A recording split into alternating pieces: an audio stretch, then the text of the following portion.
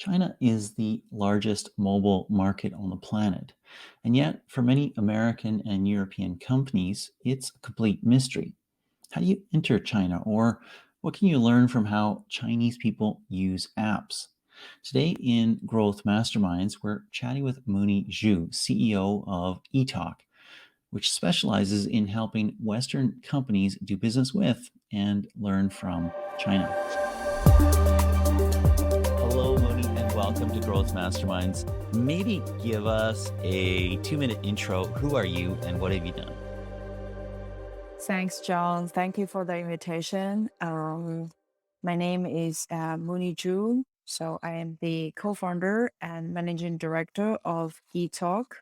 So ETOC comes from e-commerce to China. We help international companies to enter into the Chinese market or grow their e-commerce business in China. So basically, we only focus on the Chinese market, and we only focus on their online, like e-commerce and digital marketing area. So me myself, I am actually a Chinese, but I've been living in Germany for almost 15 years.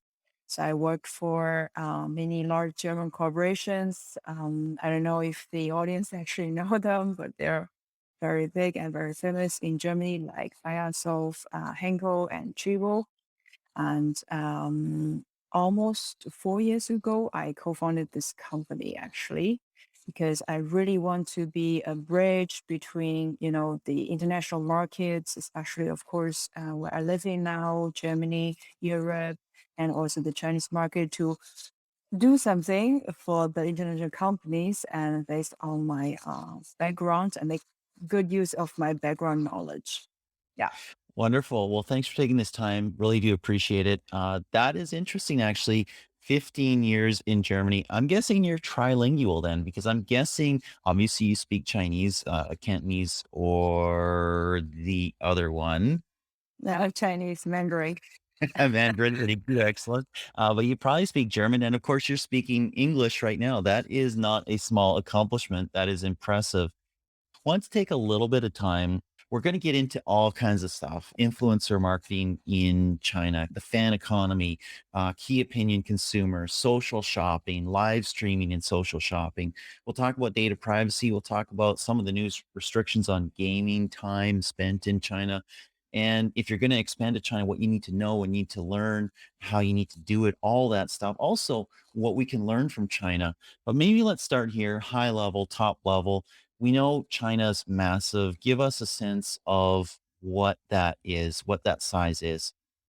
The Chinese market transaction volume is worth over 5 trillion US dollars every year, where most of the people, of course, doing their transactions online via e-commerce. I think it's over 50% of this volume. Just to give you perspective, in the US and Europe, the number is only 15% and 12.8% respectively.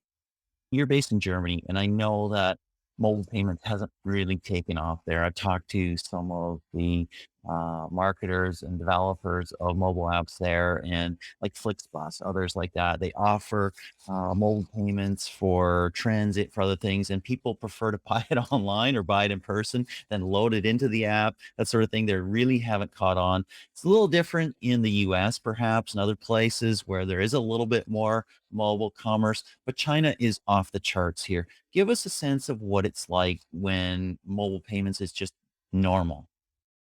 Yes, I probably can give you an example or maybe two like interesting personal examples. So I go back to China and I went to like lunch with a friend, and at the end I want to pay, of course, and I put out my cash, and their waitress look at me as if I'm from planet Mars. So she was like really shocked. Oh, cash. How do I deal with cash actually? Because everybody's paying with their mobile. So it's really impressive actually. And I remember in the 19th, and when we're still a kid and living in China, we still have no television yet. And my family bought the first television, and all the villagers came and sitting in our living room and watched television with us. So it was such a poor country in the 90s still. And now it has transformed from a no cash country to a cash free country in just less than 30 years. So that was really, really impressive. Yes. So what happened there? Did your friend pay or something like that, and then you reimbursed her, or what did you do?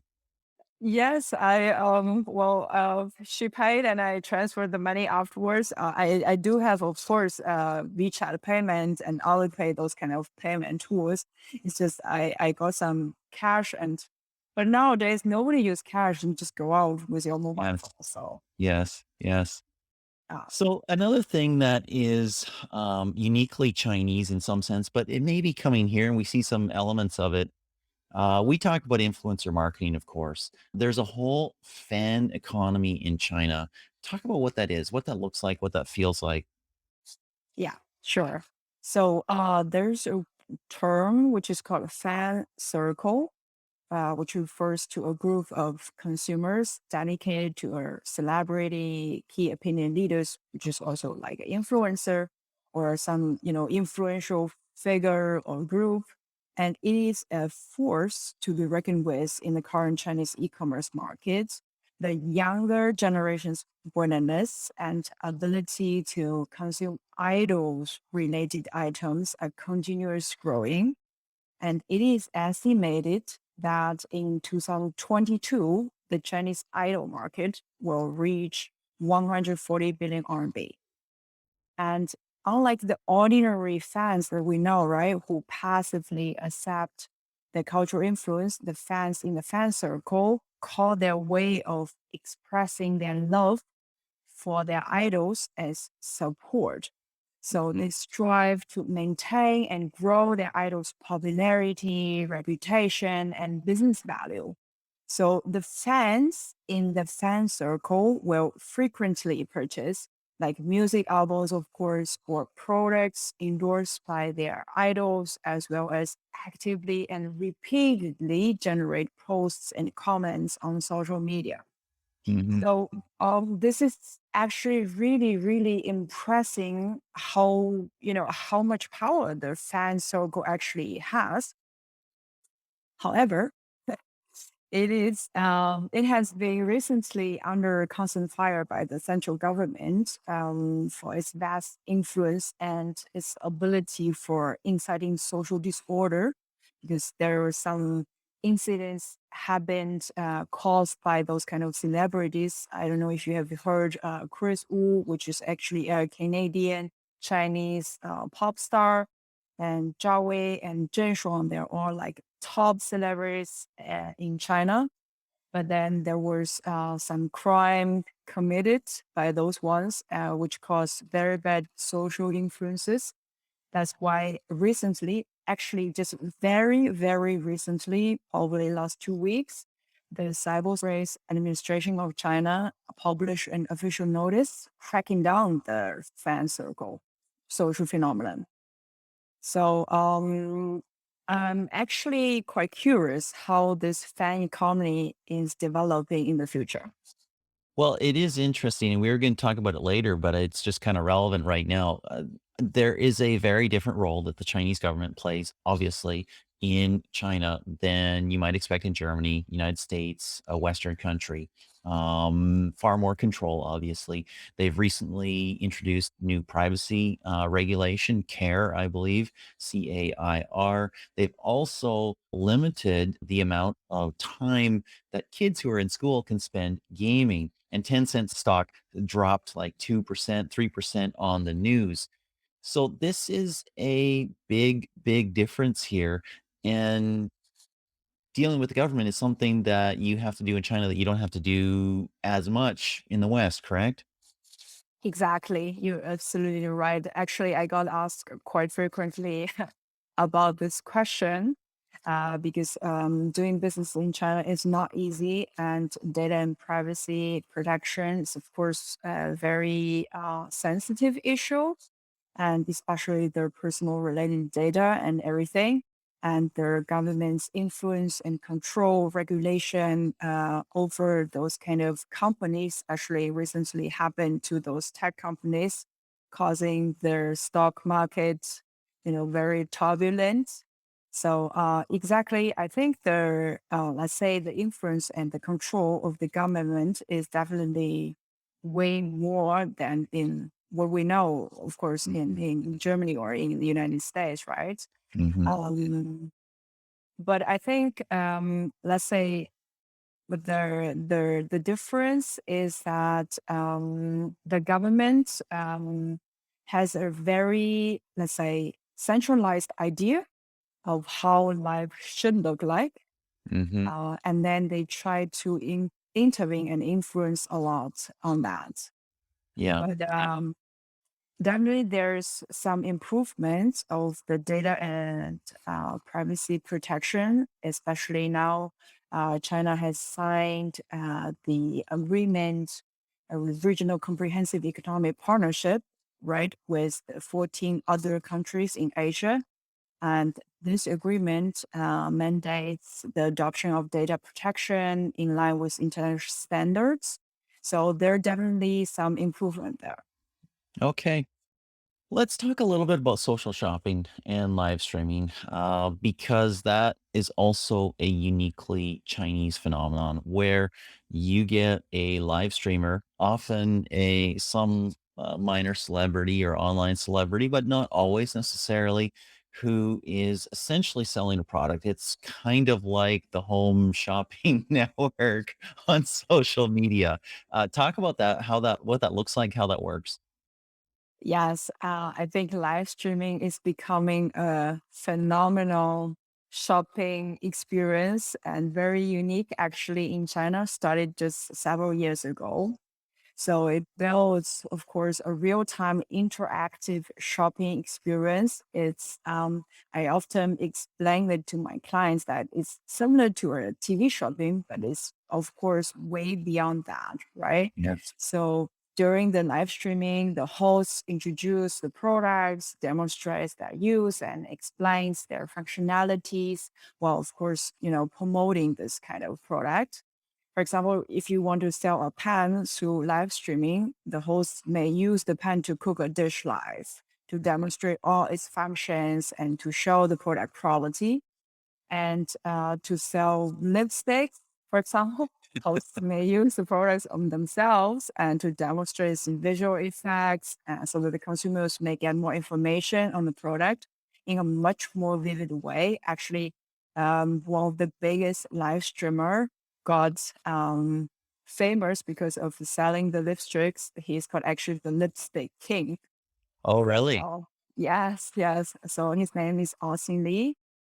He's one of the biggest like live streaming hosts. He actually had a competition with Jack Ma, which is the founder of Alibaba, who can sell more lipsticks online during the live stream, which was very interesting, actually. Who won? Uh, of course, Austin Lee, I think. You know how Jack Ma looked like? Yes, yes. he, I think he didn't have a chance. Yes. So, Wow. actually, live streaming is very entertaining because also the consumers can, interact with the hosts during their live streaming through the chat. So those interactions will also constantly show up on the screen so that everybody can see it. And often the comments are very interesting or very funny, and the hosts shall, respond verbally to those Mhm, interactions in real time. mhm. So I think there are way too many choices because China is such a huge market, right? So everybody finds this market interesting. Every brand want to sell in China, and there's so many like options for the Chinese consumers, and the consumers are getting lazy, let's say, so they do not want to go to like internet and search for their products. They want the product be presented to them actively. And live streaming is way easier. So, and while they're shopping, it's getting interesting, entertaining, and interactive. That's why live streaming is so popular in China. What does discovery look like there? Because, like, how do you choose which live stream to follow? Now, maybe you follow certain people on various social channels. Do you just see what happens to come to you based on who you follow, or do you do some searching?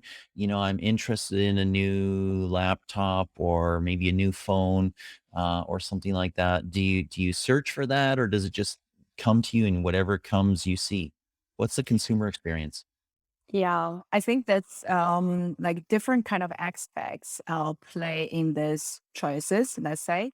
So there are big KOLs or hosts, right? Live streamers, like everybody know, and they often get millions of followers. And when they have live streaming and everybody go watch it, because they also get very exclusive discounts with the brands they collaborate with. So it's not only I go there, discover the products, but also I get very good deals. Okay. So that's why following those bigger KOLs or live streamers is also kind of a smart purchase decision. So that's why they're so popular and become even more popular. And nowadays, internet, knows actually your preferences, right? So your search, your search results and everything, every content that you see is personalized and pushed to you actually. And of course, Alibaba and Tencent, all the other players knows how the algorithm, how the consumer shopping behavior looks like, and they keep pushing very relevant content according to your interests. Yes. So, want to get into two sort of related aspects here, learning about China. One is if you want to expand to China, and the other is if you want to learn from China. Let's start with the first one.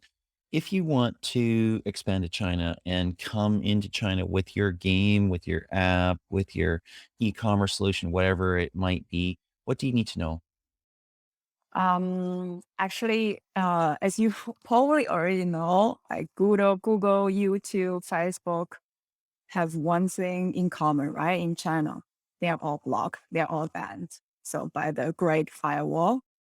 However, the Chinese consumers are not missing out on any of those amazing functionalities because China has built its own digital landscape with big players like Alibaba, Tencent, and Baidu providing similar services. So, for example, in the West, besides Amazon, web shop, web shop is very common and successful e-commerce solution. However, in China, e-commerce is dominated by marketplaces. Hmm. So if you want to sell in China, you have to go to the marketplaces like Tmall, JD, and Pinduoduo, which together all these three big players will make up 90% of the e-commerce market. So, and also like one very important difference is that in the West, online stores are connected to an index, of course, by Google, right? So if you want to search for a product, I often go to Google and search for, I don't know, a phone that I want to buy, and then every shopping results related will show up on Google. However, if you go to the equivalent search engine in China, like Baidu, which is also over 90% of the market share, so you will not find those shopping results. So it's actually, let's say, designed like this by Alibaba. So they do not want to get indexed by Baidu. So they want to kind of force their consumers to go to their own platform to search there. Wow. So when you search for products, you just go to directly to Alibaba or JD or Pinduoduo or whatever those platforms. You do not go to search engine. Interesting. Interesting. Yeah. And also maybe a little bit about the Chinese consumers, which is also very interesting. They are extremely digital savvy. So Chinese consumers spend an average of 6 hours on internet per day. And they are very open to new ideas and concepts. So if you have something new, and brilliant. So don't afraid to go to the Chinese market because people would like to try out new things. Okay. And everybody use internet. Actually, even my grandma often buy things online. So I think that's kind of weird in the Western world because the older generation they're not so friendly with their with internet with digital solutions. But in China, it's totally different, and especially actually after the pandemic, the number of elderly consumers has increased significantly because they have to shop food online. Mm-hmm. Mm-hmm. Well, Right. now, if you want to learn from China, if we want to take lessons from China, whether that's e-commerce, whether that's games, whether that's other types of apps and mobile experiences, what's most applicable about the way China uses technology for the West? Yes. There are some, let's say, development there, like the impact of 5G, the mobile payments, the mobile services, and everything, right? Makes China actually now ahead of a lot of countries in those aspects.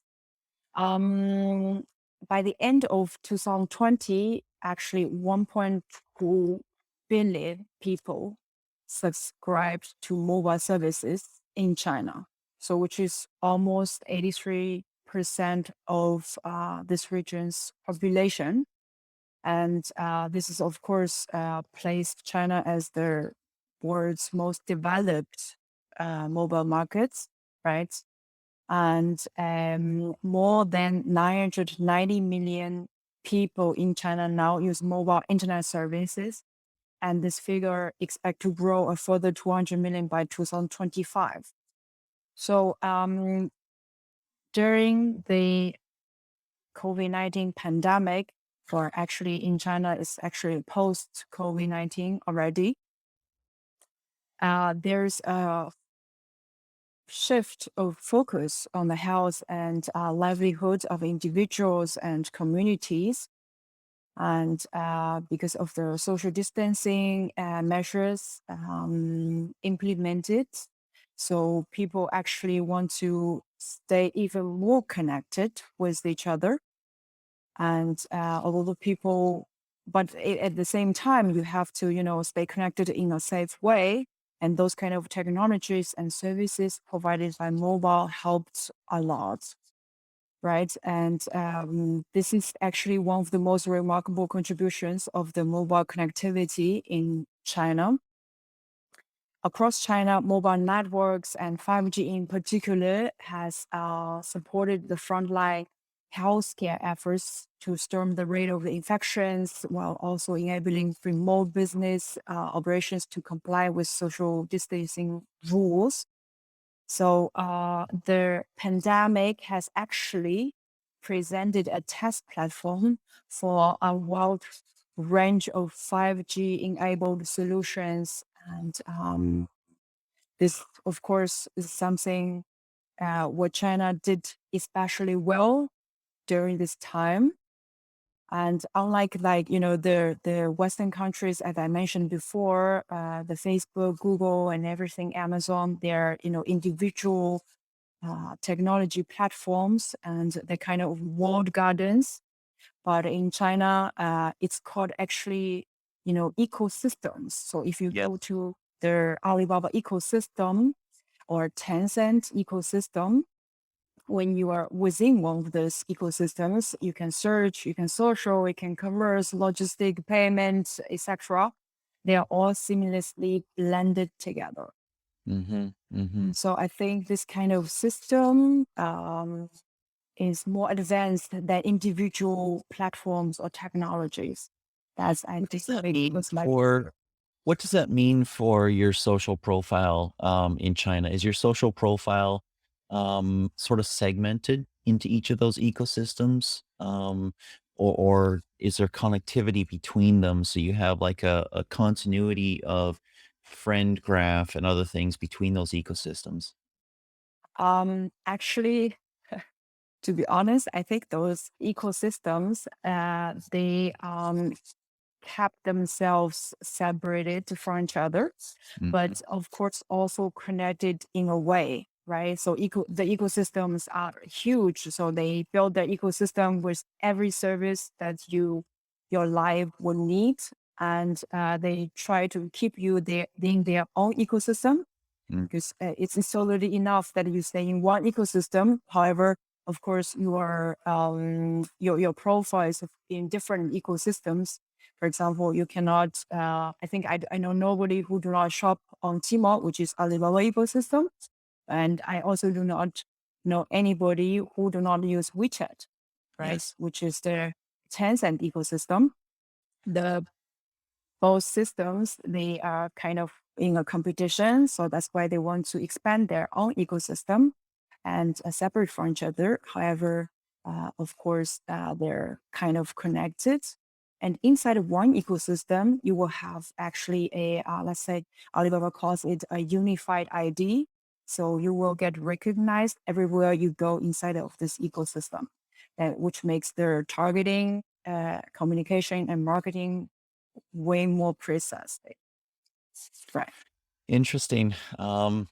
As we deal with more and more data privacy issues, especially on iOS, but also on Android in the West, we can only assume that and Amazon would love to have a similar ecosystem. All your Yep. central, all your news, all your products, all your shopping, all on the Amazon ecosystem. And Facebook would like the same, and Google would like the same, and others as well.